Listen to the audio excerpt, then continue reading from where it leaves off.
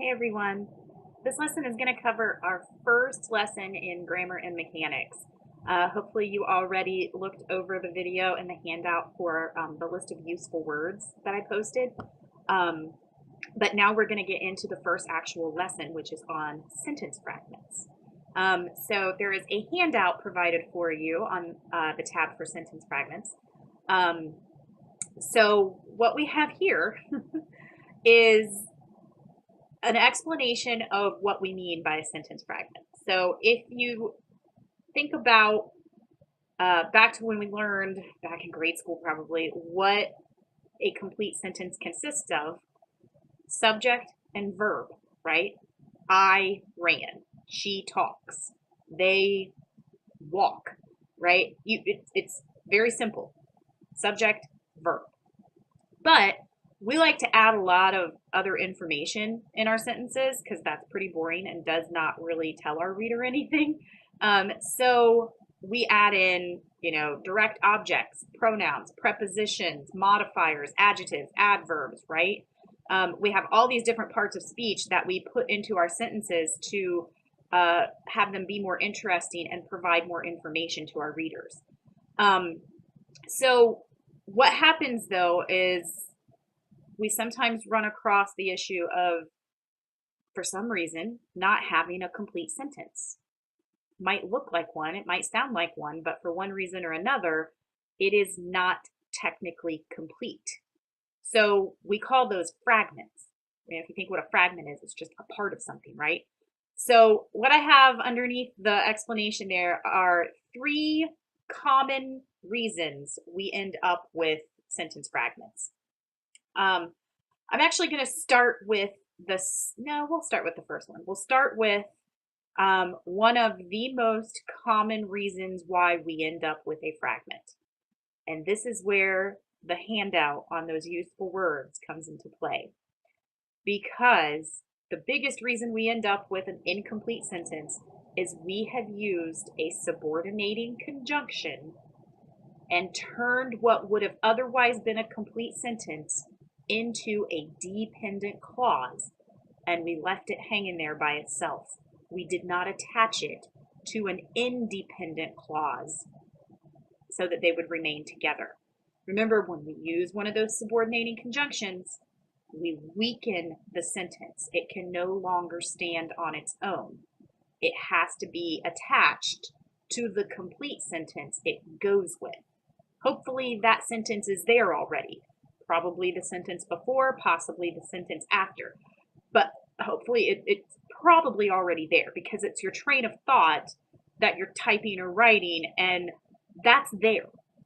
The problem just occurred because you put a period and started a new sentence, but that second sentence isn't really a sentence anymore. So let's look at the example. That might make a little more sense. So the example says, I worry about whether I will get a job, although I am convinced that new opportunities will open up before the end of spring. So if you look at that first sentence, I worry about whether I will get a job. That is a complete sentence. There is nothing that's making it weak. If you look at the second one, although I am convinced that new opportunities will open up before the end of spring. It looks like a sentence, right? It's got the subject, it's got the verb, it's got all this other information. If you take that subordinating conjunction away, take out the word although, I am convinced that new opportunities will open up before the end of spring. That is a complete sentence. That could stand on its own. But we added the word although. Why did we put in the word although? Because we wanted to show how those two sentences were connected. I worry about whether I will get a job, but I'm still convinced that new opportunities will open up, right? So we needed a word or a phrase of some sort to connect those two thoughts, to show our reader how we got from thought A to thought B. We, in the moment, chose the word although to do it, which was fine. But you cannot leave that second sentence by itself now. It has now become a dependent clause, and it has to be connected to the independent clause. So I have 2 examples of how we could fix it. I worry about whether I will get a job, although I am convinced that new opportunities will open up before the end of spring. If you remember from the handout on useful words, if the complete sentence comes first and then the dependent clause comes after, you don't need any punctuation separating them. It just flows one right into the next. You can reverse the order though. This might be how you wrote it originally, or it might be a choice you make while you're correcting the mistake. You can put the dependent clause first. Although I am convinced that new opportunities will open up before the end of spring, comma, I worry about whether I will get a job. So remember, if the independent clause comes first, you do not need any punctuation separating it from the dependent clause where you've used the subordinating conjunction. If you have reversed the order and the dependent clause is coming first where you've used the subordinating conjunction, then there will probably need to be a comma before moving on to the complete sentence. Although I'm convinced that new opportunities will open up before the end of spring, comma, I worry about whether I will get a job. So that's the first way that handout on useful words is coming in handy. Very first thing on sentence fragments.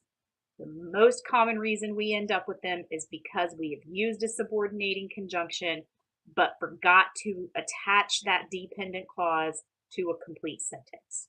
We forget that those subordinating conjunctions weaken the sentence. It can't stand on its own anymore. So just be aware of that. If you see on your papers, if I've marked something or made a comment that something is a fragment, this would be the first place I would start. Do I have a dependent clause because I used a subordinating conjunction? Don't avoid using the subordinating conjunctions. They are useful to your reader. It helps us understand your train of thought and how your ideas are connected, how they relate to each other. So don't try to not use them. Just remember how to use them correctly. And if you make the mistake, that's fine. Just realize that this is a very common reason you end up with a fragment. So start here and see if that's where the problem is. It might not be.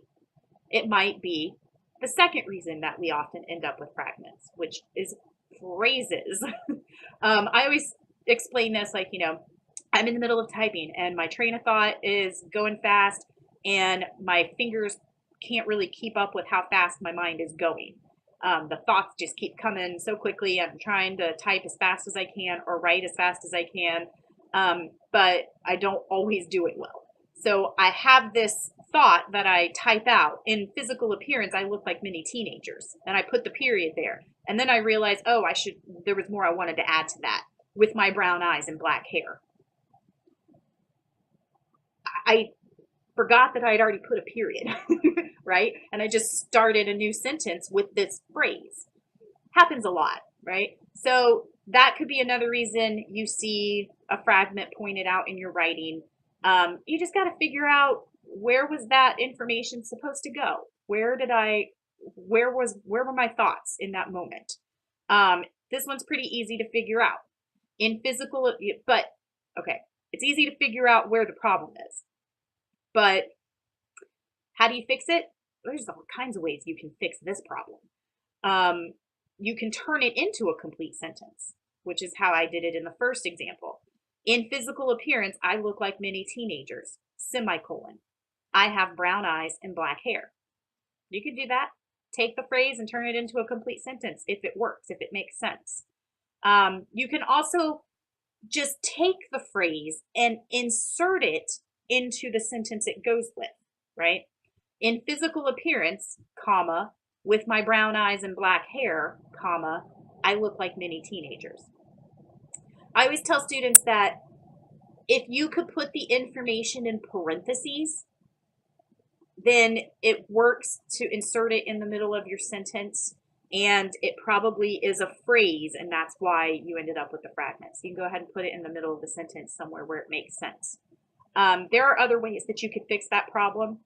Those are just two easy ones that I wanted to show you, but be on the lookout for, phrases left out on their own that need to be placed within a complete sentence, right?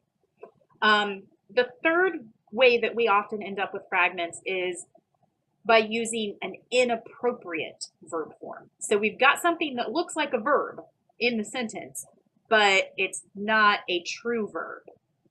So in this first example here, it says, politicians fear newspapers, knowing the power of the written word. Well, in this case, we're actually missing a subject, knowing the power of the written word. Who knows? Politicians, yes, but they're in the other sentence. In this sentence right here we're looking at that's underlined, where is the subject? There isn't one. Even if there was, though, let's just say they knowing the power of the written word. Well, that's not right either. Knowing looks like a verb. Obviously, it comes from a verb, know. But whenever you add ing to a verb, you turn it into what's called a gerund, and now it needs a helping verb to go with it. You know, you don't say, I walking to school. You say, I am walking, or I was walking. So it looks like a verb, it has a verb at its root, but it doesn't function as a verb by itself. So just be careful of that. Again, all kinds of ways you can fix this. I give you 3 examples of how to fix it. Politicians fear newspapers, period. They know the power of the written word. Just fix it in the sentence by itself. You don't have to attach it to the other one, but you could. Politicians fear newspapers because they know the power of the written word. Then the third correction here, you could flip-flop it. Knowing the power of the written word, politicians fear newspapers. That's acceptable. You have connected it. It's not hanging out there on its own anymore. It reads the right way. That's a perfectly fine way of correcting it. But the biggest thing, though, is just don't leave it hanging out there by itself if you don't have a subject or a true verb. You got to fix it. The second example for this error is Terry, who claims that he really worries about passing calculus, nevertheless playing cards in the student union than getting ready for the midterm. This is a really easy mistake to miss. The reason is because we have this extra information in between the subject and the verb. So by the time we get to the verb, we may not really be paying attention anymore to whether or not it's correct. But if you take out that information that comes in between, then it's a little easier to see or to hear that you've got a problem. Terry, nevertheless, playing cards in the student union. That doesn't sound right. So again, we used a gerund, but didn't put a helping verb with it. So you have to figure out, is that what you want to do? Do you want to just add in the helping verb? Will that make sense? Or do you need to reconstruct the sentence in some way? Well, it turns out in this case, adding in the helping verb is the easiest and best way to fix it. So Terry, who claims that he really worries about passing calculus, nevertheless is playing cards in the student union rather than getting ready for the midterm.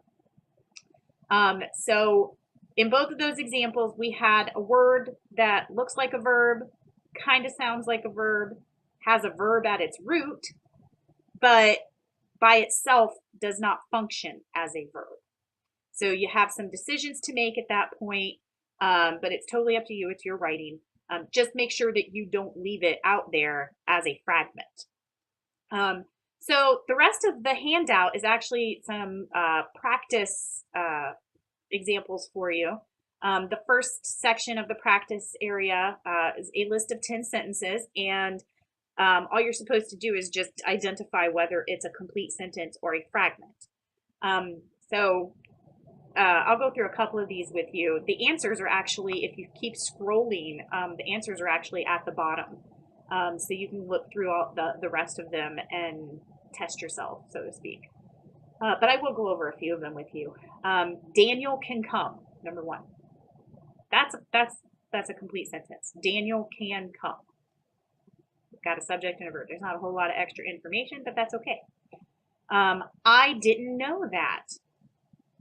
A lot of you might read this and it might sound like a fragment because you're expecting more. I didn't know that she wasn't allowed on the phone.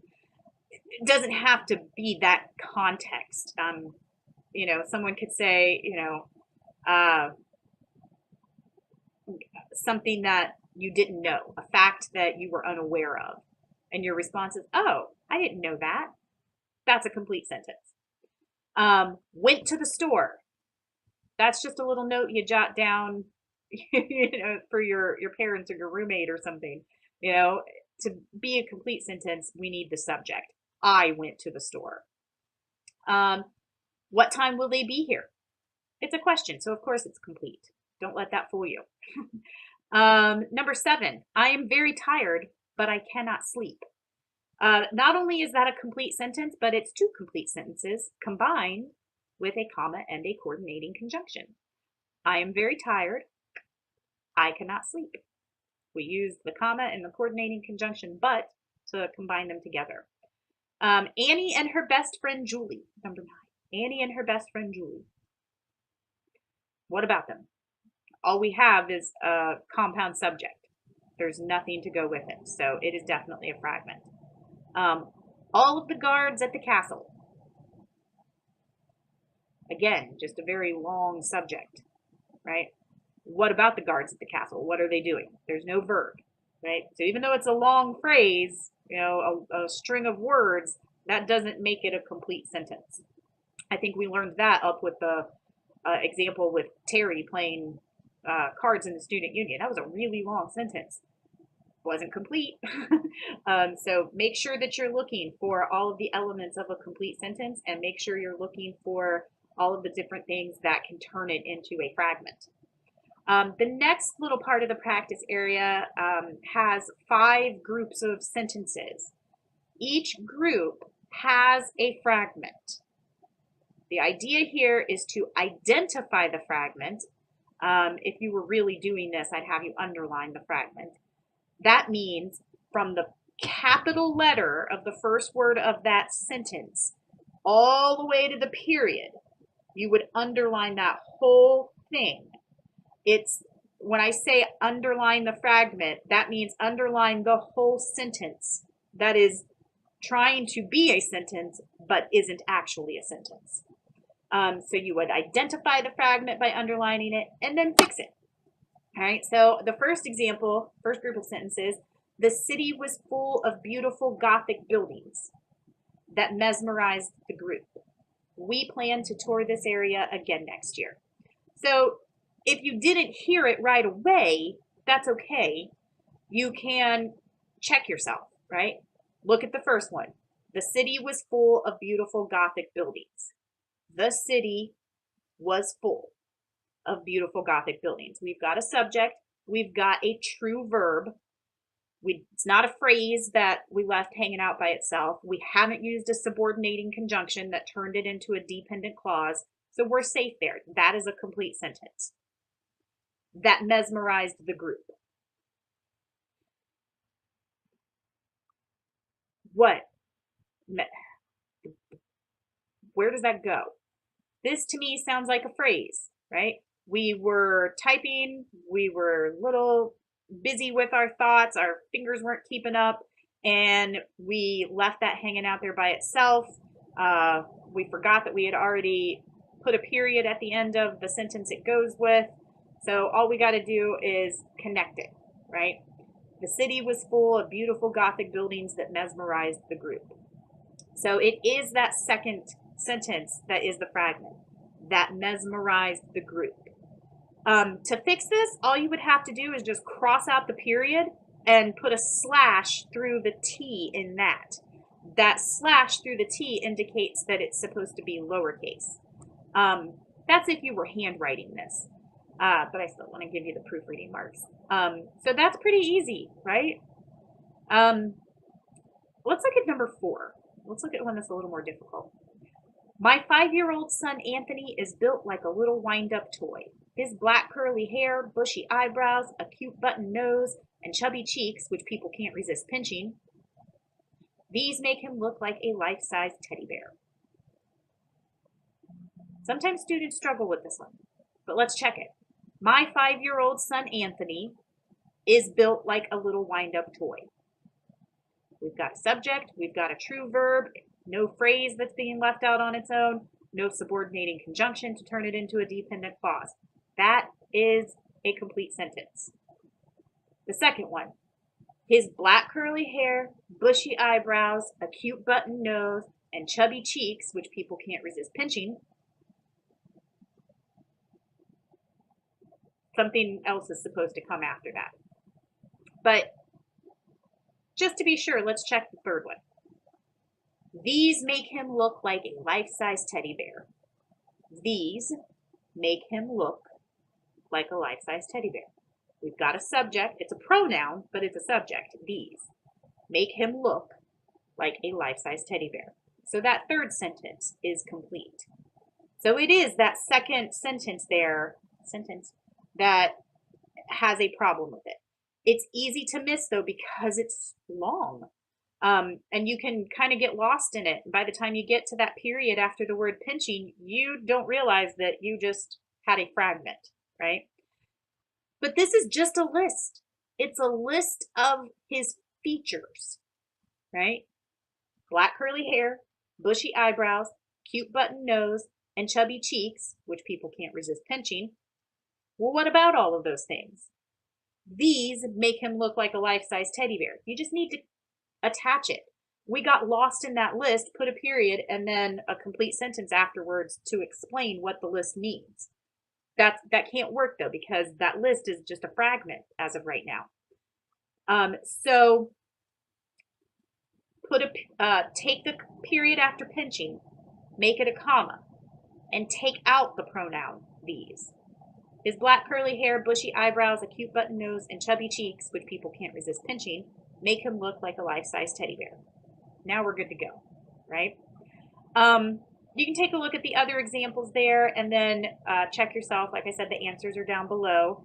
But familiarize yourself with this setup, because after this video lesson is the sentence fragments exercise. So you'll click on that sub tab. It'll take you to the assignment, go to assignment. And when you get there, you will realize, first of all, that exercise is a text submission. So you will type your answers right into the box. You won't do it in a Word document and upload it. It is a text submission. The instructions are going to tell you, there's 5 groups of sentences. The instructions are going to tell you to identify the fragment, underline it, and then fix it. You can use the toolbox up at the top of the text bar to use the underlining function.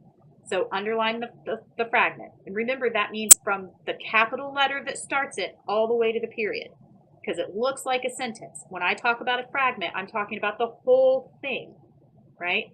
And then fix it. You'll type your corrected version underneath that group of sentences. There are no other errors in the sentences, right? So don't go looking for other problems to fix. It's just a fragment. One fragment, underline it, fix it.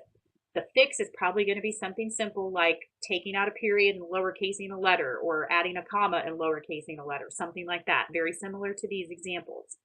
But don't make more work for yourself. There's no other errors. It's just that. If you have any questions about it, of course, let me know. But hopefully this little lesson here sets you up to be able to go through it pretty easily. So good luck with that. Let me know if you have any problems with it. Otherwise, once you're finished with that, you can move on to the lesson on run-on sentences and comma splices.